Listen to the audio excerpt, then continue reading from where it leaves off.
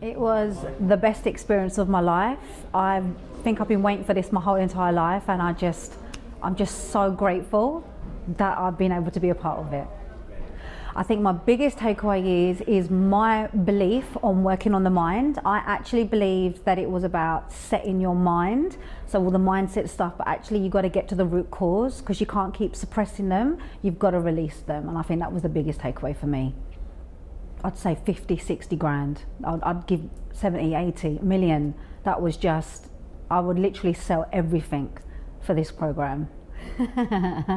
Daniel is amazing. I'm not gonna lie, I was a bit like, I'm not quite sure how he was gonna be, because when you speak to him on a Zoom, he's very himself, and you haven't got that connection with him. But when you get into a room with him, he's so amazing. He knows how to keep his barriers, but he's still supportive.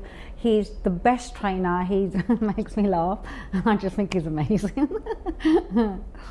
100%. It's also made me realize there are so many people out there that kind of think they know what they're doing with NLP, and it's made me very aware of what you should and shouldn't know, and how people are using certain techniques and they're not certified and they need to be doing this program.